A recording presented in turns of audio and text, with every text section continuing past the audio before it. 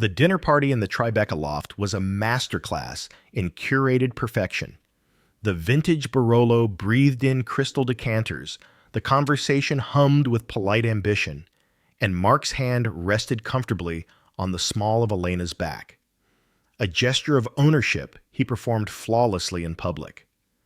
They were the golden couple of the Manhattan design world, right up until Elena's phone buzzed against her thigh, delivering a single, time-stamped image that turned the warm room instantly glacial. The betrayal wasn't just in the photo, it was in the easy lie Mark told when she glanced at him.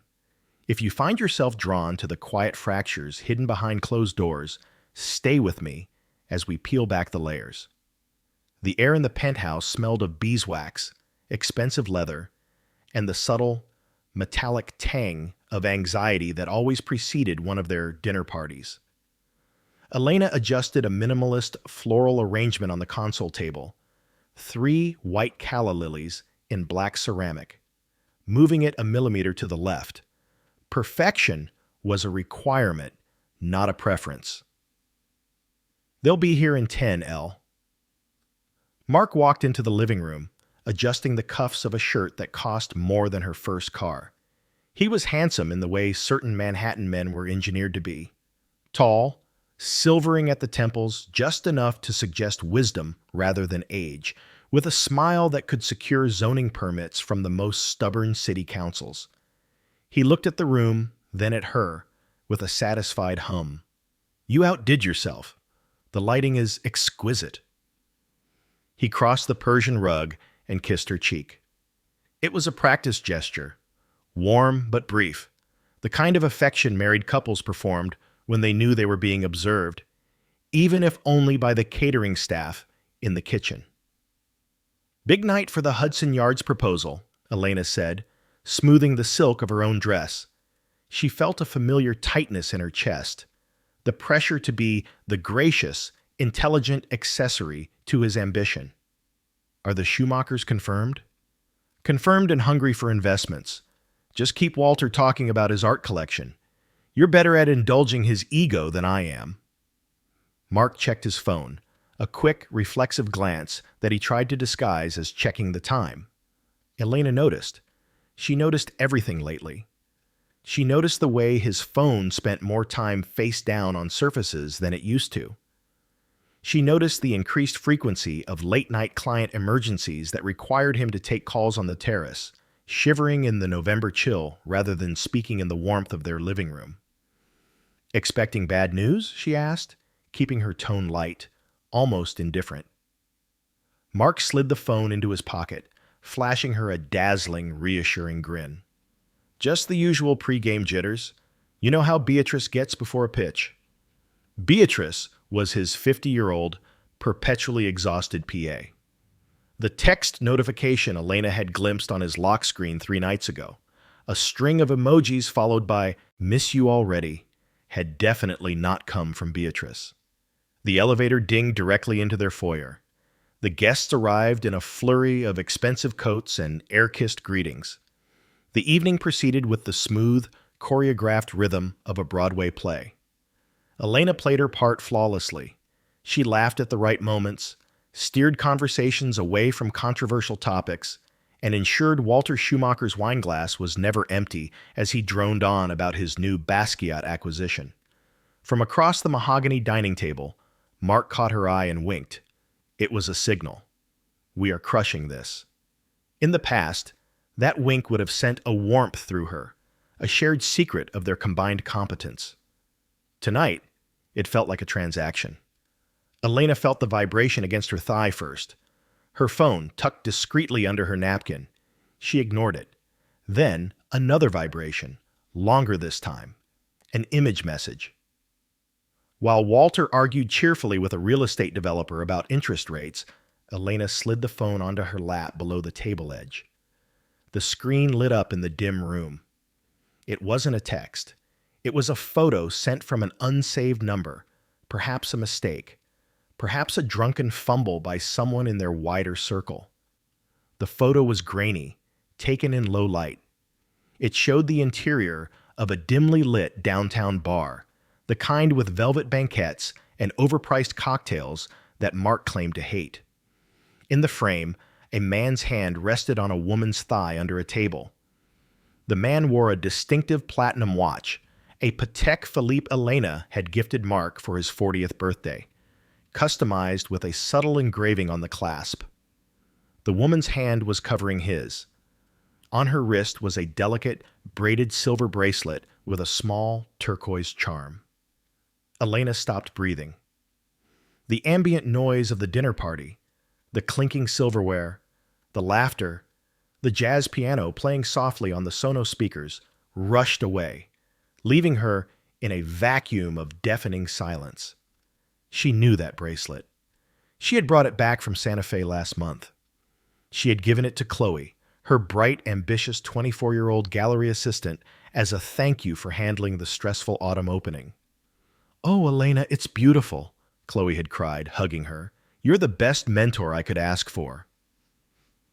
Across the table, Mark was laughing at something Walter said, his head thrown back, the picture of a man entirely secure in his world. He looked at Elena, his eyes shining with the adrenaline of a successful performance, completely unaware that the curtain had just crashed down. Elena looked from the screen to her husband's face, the man she had built a decade of life with. A cold, hard numbness started in her fingertips and began to spread through her veins, replacing the blood, steadying her shaking hands. She slipped the phone back under the napkin and picked up her wine glass. The Barolo tasted like ashes. "Mark," Elena said. Her voice was terrifyingly calm, cutting through the chatter at the table. "You were telling Walter about the structural challenges of the West Side Highway project. Finish that thought." She took a sip of wine, watching him over the rim of the crystal glass, as the man she loved smiled and began to lie to a room full of people, just as effortlessly as he was lying to her. The door clicked shut behind the last guest, sealing the silence back inside the loft. For a moment, neither of them moved. The air was heavy with the scent of stale wine and the lingering perfume of other people's wives. Mark let out a long, theatrical exhale and loosened his tie, pulling the silk knot free with a snap that sounded like a pistol cracking in the quiet room. "Walter's going to sign," Mark said, turning to her. His face was flushed with the specific aphrodisiac of business triumph. "Did you see him? He couldn't take his eyes off the model. We have him, Elle." Elena stood by the kitchen island, her fingers gripping the edge of the marble so hard her knuckles turned the color of bone. She needed to move. If she didn't move, she would shatter. "He seemed impressed," she said. Her voice sounded foreign to her ears, too calm, too flat. It was the voice of a stranger reading lines from a script. Mark walked over to the wet bar and poured himself a generous measure of scotch. The amber liquid swirled against the crystal. "Impressed?" He was salivating. "You were perfect, by the way. That story about the gallery opening in Berlin? Exquisite timing." He came up behind her. Elena felt his presence before he touched her, a displacement of air, a heat radiating from his body that used to mean safety and now felt like radiation. When his hands settled on her waist, she stopped breathing. "You're tense," Mark murmured, his lips grazing the sensitive skin of her neck. Every instinct in Elena's body screamed at her to recoil, to spin around and smash the wine bottle sitting on the counter against his chest. "I know," she wanted to scream. "I saw the hand. I saw the bracelet. I know what you are." Instead, she forced her shoulders to drop. She leaned into him just an inch.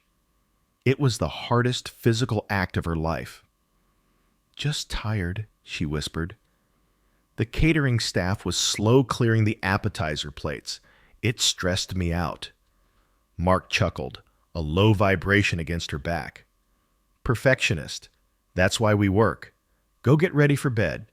I'll finish clearing this up." Elena walked to the master bedroom, her legs moving mechanically. Once inside the ensuite bathroom, she locked the door and turned on the faucet, letting the water roar to cover the sound of her own ragged breathing. She gripped the porcelain sink, staring at herself in the mirror. The woman looking back was impeccable. Red lipstick unsmudged, hair sleek.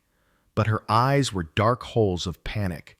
"Think," she commanded herself. "Stop feeling. Think." The photo. It wasn't enough. A hand on a leg could be explained away. A bad angle. A friendly gesture. Misinterpreted. A drunken mistake. Mark was a master debater. He would spin it, deny it, and then look at her with wounded eyes for doubting him. She needed more. She pulled her phone out. The image was still there. She zoomed in on the bracelet. Chloe. Chloe, who had sat at their kitchen table 3 weeks ago crying about a bad breakup, drinking Elena's tea. Chloe, whom Mark had called a bright kid with potential. Elena sat on the closed toilet lid, her hands shaking as she opened the gallery's shared cloud drive on her phone. She and Chloe used it for exhibition layouts. But Mark sometimes synced his iPad to the home network, and the family sharing settings were a tangled mess he never bothered to understand because he assumed Elena handled the tech admin. She navigated to the backup folders. Photos, last sync, yesterday. She scrolled past site plans, photos of concrete samples, and architectural sketches, and then she found it. Not a photo, but a screenshot. It was a reservation confirmation for a boutique hotel in the Catskills for next weekend. 2 guests, Mr. M. Ritter. Mark had told her he was going to Chicago for a site inspection next weekend. Elena felt a strange sensation in her chest. Not pain, but a cold, heavy solidification. The grief was evaporating, replaced by a crystalline clarity. He wasn't just cheating, he was planning. He was spending their money, using their time, laughing at her from across the dinner table. The doorknob rattled. "Elle?" Mark's voice was muffled by the wood. "Everything okay in there?" Elena stood up. She flushed the toilet, purely for sound. She looked in the mirror one last time and wiped a microscopic smudge of mascara from her lower lash line. When she unlocked the door, she was no longer the victim. She was a spy in her own home. "Fine," she said, stepping out into the bedroom where he was already under the sheets, scrolling on his phone. She climbed into bed beside him. The sheets were high thread count Egyptian cotton, cool and smooth. Mark put his phone away, face down on the nightstand, and reached for the lamp. "Good night, babe," he said. "Love you." The darkness of the room swallowed them. Elena lay on her back, eyes wide open, staring at the invisible ceiling. "Love you too," she said. The lie tasted metallic, like blood in her mouth. Beside her, Mark's breathing evened out within minutes, drifting into the untroubled sleep of a man with no conscience. Elena lay still, listening to the city hum outside the window, plotting the death of the life they had built. The photographer from New York Magazine was a small, wire-thin man named Julian, who commanded the room with soft, tyrannical instructions. "Closer, please." Mark, hand on her waist. Elena, lean into him. "Show me the partnership. Show me the invincible team." Elena obeyed. She shifted her weight, pressing her side against Mark's charcoal suit. The fabric was warm. He smelled of sandalwood and the espresso he'd downed in the car, a scent that used to ground her, but now triggered a rising bile in her throat. They were posing in the mock-up unit of the new Hudson Yards tower Mark had designed. It was a masterpiece of glass and light, suspended high above the city's grime. "Beautiful." Julian clicked the shutter. "Now, let's get the interior design team in the background. Chloe, step in, please." Elena didn't flinch. She had practiced this moment in the mirror that morning while brushing her teeth. She watched as Chloe stepped into the frame, hesitant but glowing in a cream silk blouse that looked suspiciously expensive for a junior associate's salary. "Just behind Mark's shoulder," Julian directed. Chloe moved. As she passed Mark, her hand brushed the small of his back. It was a micro-movement, lasting less than a second, invisible to the photographer, invisible to the PR team hovering by the catering table. But Elena saw it. She saw the way Mark's posture subtly relaxed, a reflex of familiarity. "Perfect," Julian said. Elena, smile. "You look a little intense." "Just proud," Elena said, forcing the corners of her mouth upward. She didn't look at Chloe. She looked at the camera lens, imagining it was the barrel of a gun. The interview followed the shoot. They sat on a low-slung Italian sofa, the journalist, a sharp-eyed woman named Sarah, tapping away on an iPad. "Mark," Sarah started, "everyone is calling this building your magnum opus, but you've always said your wife is your secret weapon. How does that dynamic work when the pressure is this high?" Mark laughed, that rich, charming sound that made waitresses and investors alike lean in. He reached out and took Elena's hand, lacing his fingers through hers. His palm was damp. "Elena is my anchor," Mark said, looking at her with adoring eyes. The performance was Oscar-worthy. "I build the walls, but she gives them a soul. Honestly, without her stability, I'd probably be living in a tent somewhere, drawing on napkins." Chloe, sitting on a stool nearby to discuss the textiles, giggled softly. Sarah turned to Elena. "And you, Elena? It must be demanding supporting a visionary. What's the hardest part?" The room went quiet. The air conditioner hummed. Elena looked at their joined hands. She thought about the hotel reservation in the Catskills. She thought about the nights he came home late, claiming sight delays, smelling of a different soap. She looked up, meeting Mark's eyes. He looked confident, expecting her standard answer about teamwork and shared passion. "The hardest part," Elena said slowly, her voice cool and measured, "is the attention to detail. You have to watch everything, because if you miss one small crack in the foundation, the whole structure can come down when you least expect it." Mark's smile faltered for a fraction of a second. A flicker of confusion passed through his eyes, but Elena squeezed his hand, hard, almost painful, and widened her smile. "But Mark is excellent at handling structural stress," she finished. The journalist nodded, typing furiously. "A power couple, truly." "We try," Mark said, pulling his hand back under the guise of adjusting his glasses. He glanced at Elena, a question forming in his brow, but the PR director clapped her hands, signaling the end of the slot. As the crew began to pack up, Mark leaned close to Elena's ear. "You were a little dark there, Elle," he whispered, his tone tight. "I was being profound, darling," Elena replied, picking up her purse. She checked her phone. A message from the forensic accountant she had secretly retained that morning. "Initial review of the joint accounts complete. We need to talk. It's worse than you thought." Elena looked up at her husband and his mistress, who were now pretending to review a floor plan together. "I have a headache," Elena said. "I'm taking the car. You and Chloe can finish the walkthrough." She walked to the elevator without looking back, her heels clicking a rhythm of countdown on the polished concrete floor. She had survived the performance. Now it was time for the demolition. The offices of Sterling and Vance were located in a nondescript building in Midtown, the kind with no signage in the lobby, and a security guard who asked for ID before you even reached the elevator bank. It was where the city's elite went when they wanted to dismantle their lives without making the Page 6 gossip column. Elena sat in a leather chair that was comfortable enough to relax in, but stiff enough to remind you that you were being billed by the hour.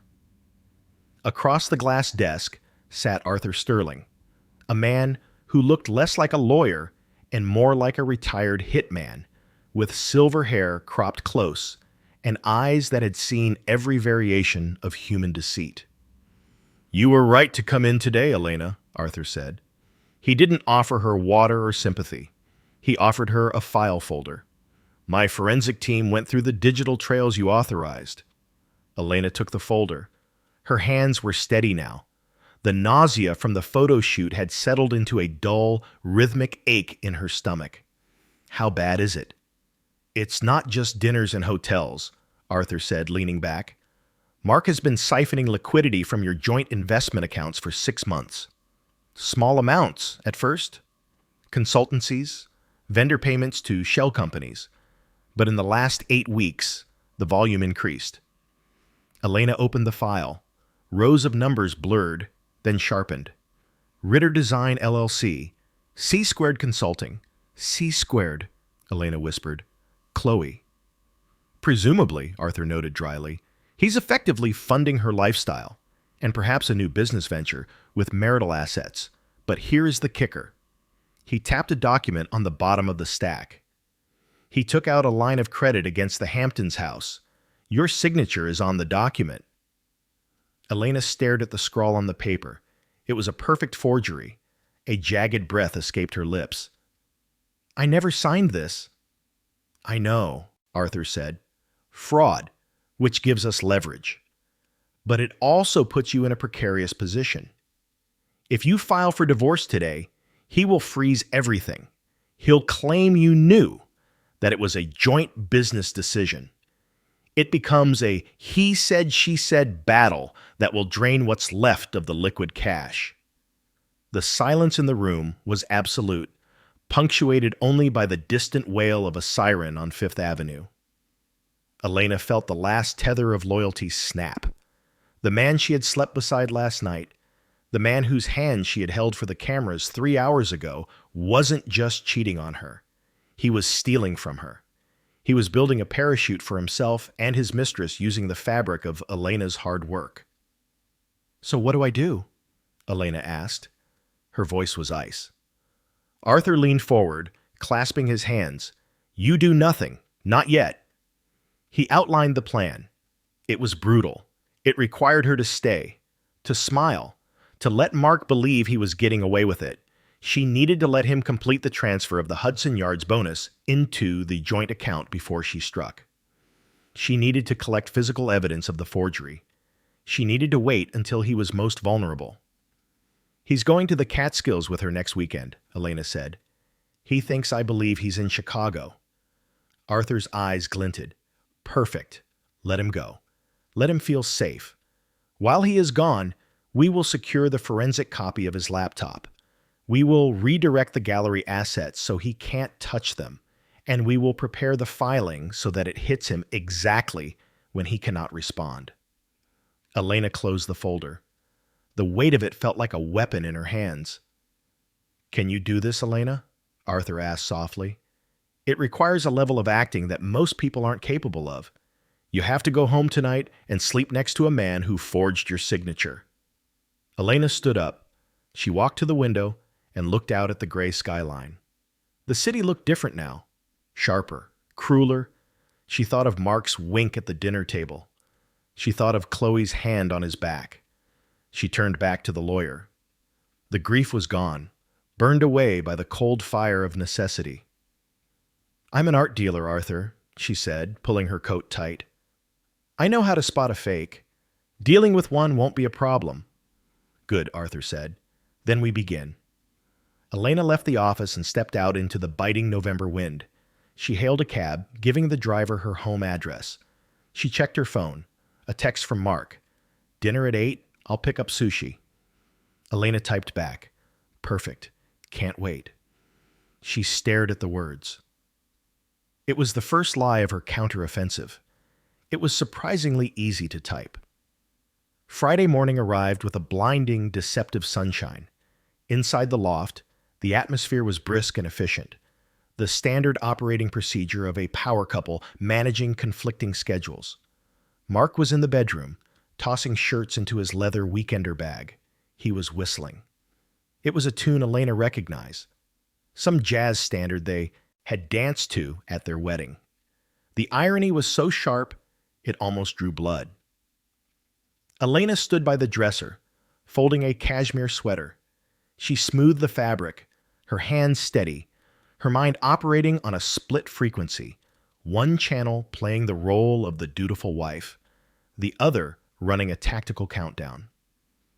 Did you check the forecast for Chicago? Elena asked, placing the sweater in the bag. It's supposed to be windy by the lake. Mark didn't look up from his phone. He was texting rapidly. Yeah, pack the trench coat. Listen, the meetings with the structural engineers might run late tonight. Don't wait up for a call. I won't, Elena said. I have the gallery inventory to finish anyway. You work too hard, Elle, Mark said, finally looking at her. His eyes were bright, eager. He looked 10 years younger, energized by the adrenaline of his upcoming illicit weekend. You should take some time for yourself this weekend. Spa, massage. He's managing his guilt, Elena thought. He wants me to be pampered so he doesn't have to feel bad about screwing my assistant in a boutique hotel. Maybe, she said. Do you have your chargers? Yep, everything's set. He zipped the bag shut with a decisive rasp. Then came the moment Elena had been dreading. He walked over to the safe in the walk-in closet. Elena held her breath. This was the variable she couldn't control. If he took the primary laptop, the one with the encrypted drive containing the shell company data, Arthur's forensic guy wouldn't be able to clone it. Mark punched in the code. The heavy door swung open. He reached in. Elena's heart hammered against her ribs. He bypassed the silver MacBook Pro. Instead, he grabbed a stack of cash and his passport. Just in case, he muttered, catching her watching him.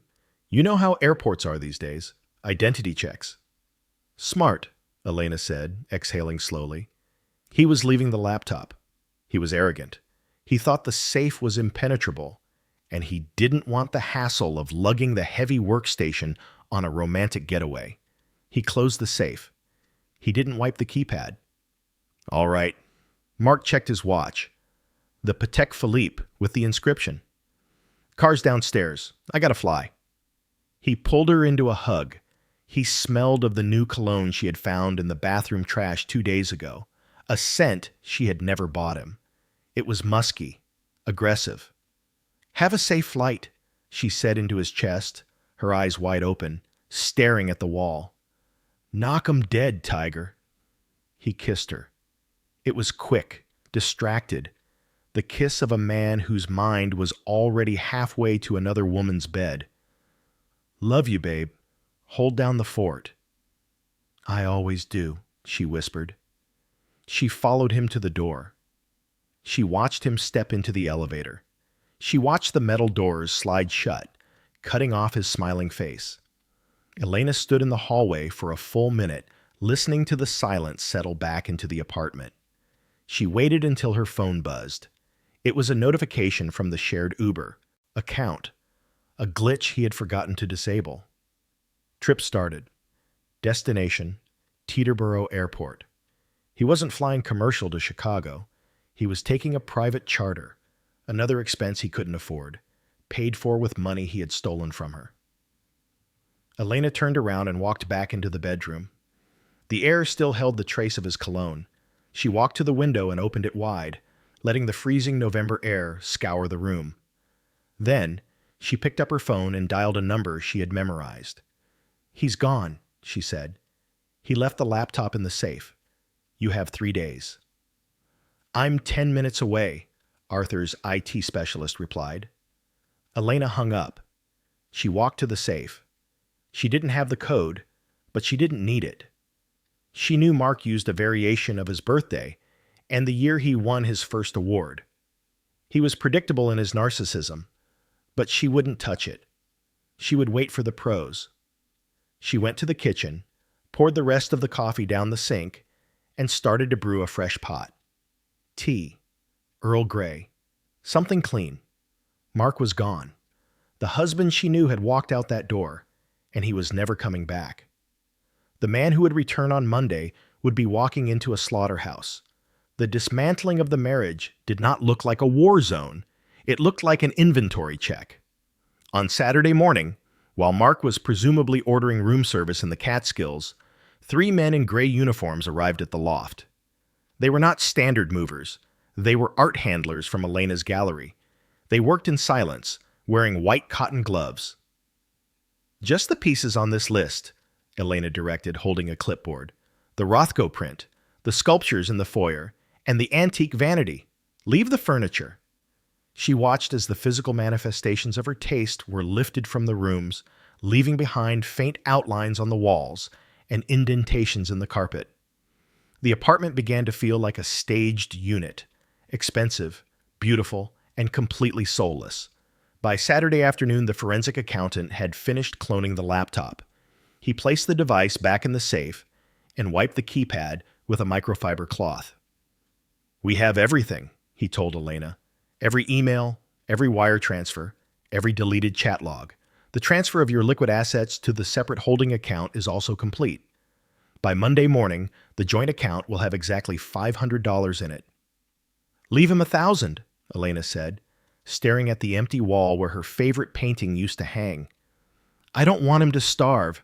I just want him to panic." Saturday night was the hardest. Elena slept on the sofa. She couldn't bring herself to lie in the bed she had shared with him. The loft was quiet, stripped of the ambient noise of their life together. Sunday morning brought a gray, steel-colored sky. Elena showered in the guest bathroom, dressed in a sharp black blazer and jeans, and packed her final suitcase. She took only her clothes, her jewelry, and her personal documents. She left the expensive kitchen gadgets, the television, the linens. She wanted him to come home to a house that was fully furnished but entirely empty. The final act was the desk. Mark's Italian mahogany desk sat near the window overlooking the city. Elena placed a single thick manila envelope in the center of the leather blotter. Inside was the petition for divorce, citing adultery and financial fraud, along with a restraining order freezing the business assets pending litigation. Next to the envelope, she placed a smaller object, her wedding ring. It was a 3-carat diamond, flawless and cold. She set it down gently. It made a soft clink against the wood. She didn't throw it. She didn't leave a note. There was no need for a letter. The legal document said everything that needed to be said. She did one last walkthrough. The closet, half empty. The bathroom, her side of the vanity bare. The refrigerator, stocked with his favorite beer, a cruel reminder that life could go on without her.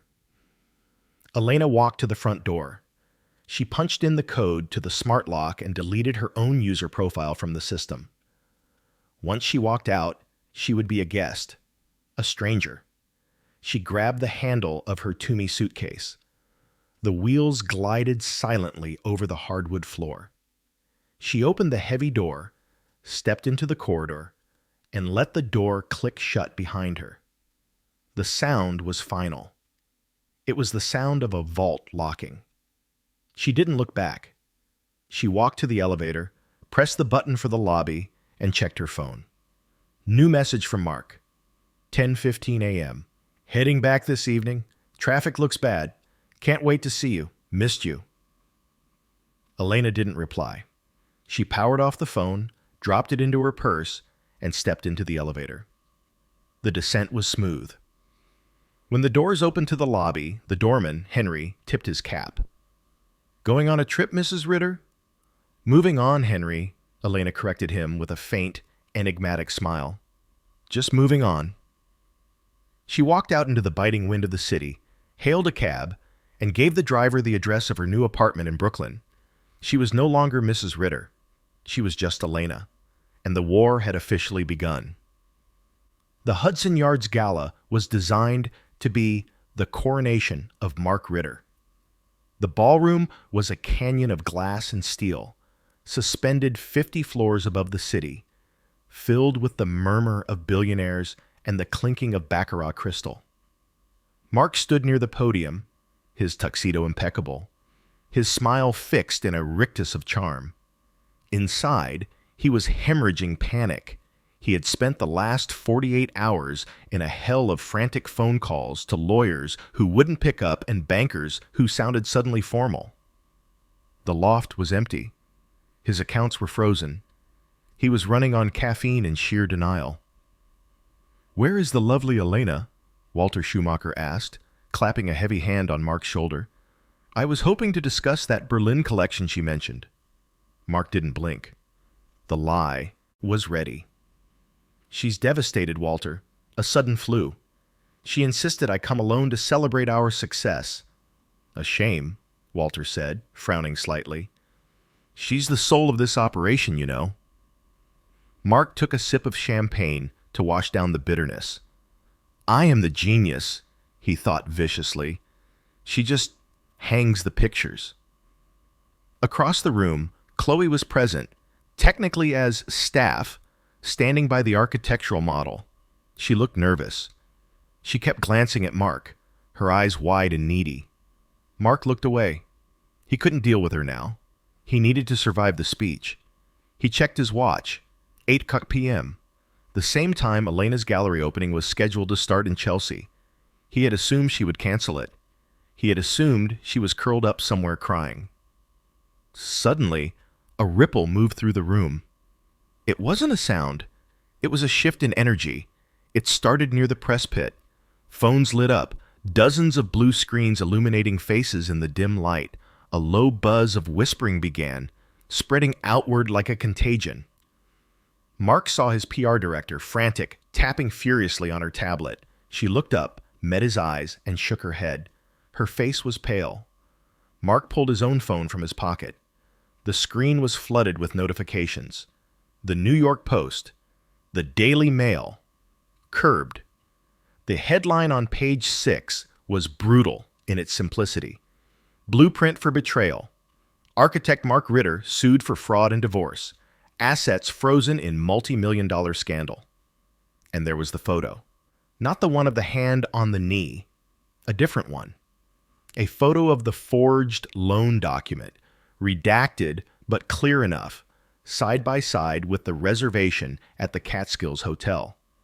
Mark felt the blood drain from his head. The room began to spin. He looked up. Walter Schumacher was reading his phone. He looked at Mark, and the warmth was gone. The look was one of pure business assessment, liability. Walter turned his back and walked away. The investors began to disperse, creating a vacuum around Mark. The air in the room, previously filled with adoration, now stank of scandal.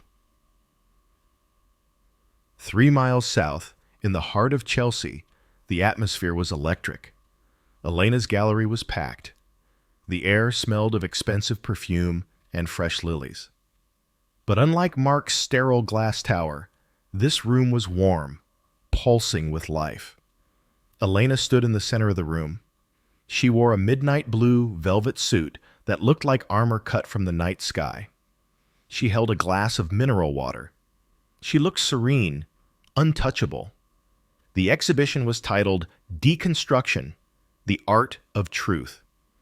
It wasn't just paintings, it was a narrative.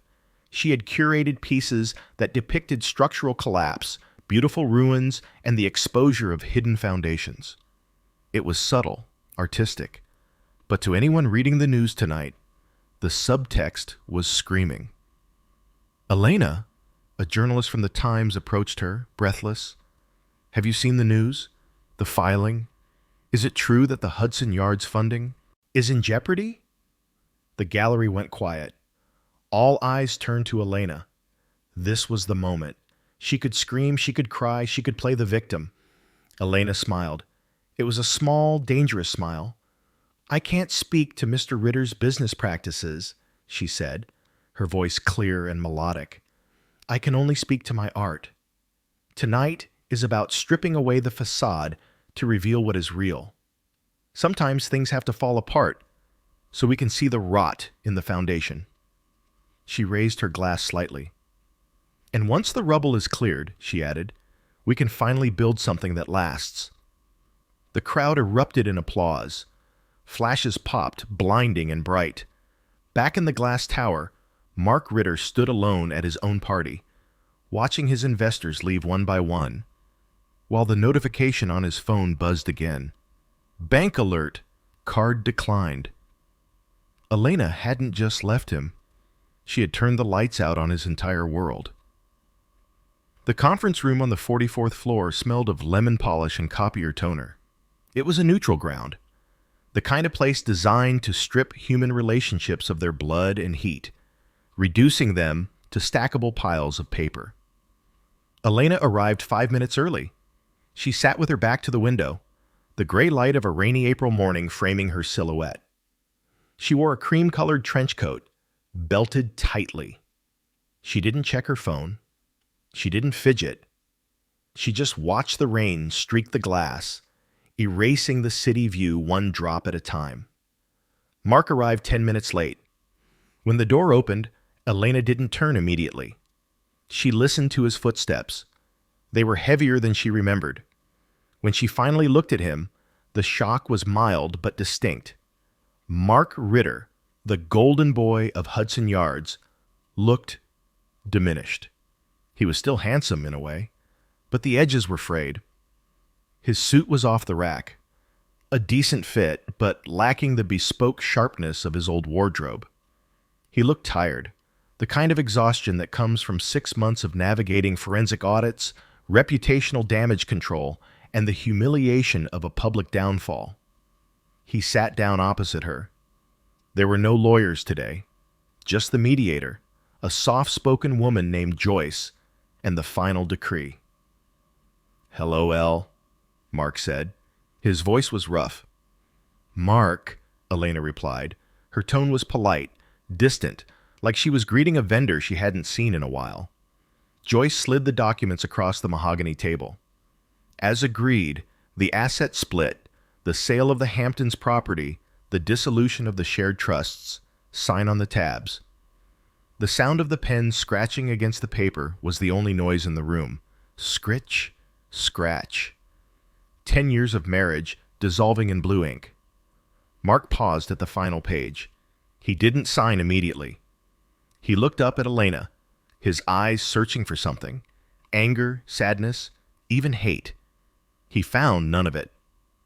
"Chloe left," he said abruptly. It wasn't an apology. It was a confession of defeat. About a month after the scandal broke, said she couldn't handle the negative energy. Elena didn't blink. "I know. She sent a portfolio to my gallery last week. She's looking for representation." Mark flinched. The irony hit him like a physical blow. "Did you take her?" "No," Elena said simply. "But I didn't block her either. She's irrelevant, Mark, just like the rest of it." Mark looked down at the paper. His hand trembled just once. "I miss the loft," he whispered. And for a second, Elena knew he wasn't talking about the real estate. He was talking about the safety, the partnership, the life he had set on fire because he was bored with perfection. "The loft is sold," Elena said. "The new owners are lovely. They're turning your office into a nursery." Mark closed his eyes. He signed the paper. "It's done," Joyce said, gathering the folders with professional efficiency. They took the elevator down together. It was the longest 30 seconds of Elena's life, yet it held no weight. The tension that had defined her existence for months had evaporated. They stepped out into the lobby. The rain had stopped, leaving the pavement slick and black, reflecting the city lights. "So," Mark said, lingering near the revolving doors. He didn't know how to say goodbye. He was waiting for her to tell him it would be okay, or to curse him to hell. He needed an emotional reaction to prove he still existed to her. Elena adjusted her bag on her shoulder. She looked at him, really looked at him, and realized she felt absolutely nothing. No hate, no love, just a mild curiosity about where he would go next, and a profound relief that she didn't have to follow him. "Goodbye, Mark," she said. She didn't offer a handshake. She didn't wish him luck. She turned and pushed through the revolving door, stepping out into the cool, damp air of the city. She walked toward the subway station. She had a meeting with a new sculptor in Brooklyn, and then a dinner reservation for one at a Thai place she loved. Her apartment was small. Her bed was hers alone, and her bank account was unmerged. Elena took a deep breath, filling her lungs with the smell of wet concrete and exhaust and spring blossoms. It wasn't a fairy tale ending. It was just life. Messy, complicated, and beautifully, entirely her own. She began to walk faster, the rhythm of her heels on the pavement sounding like a heartbeat.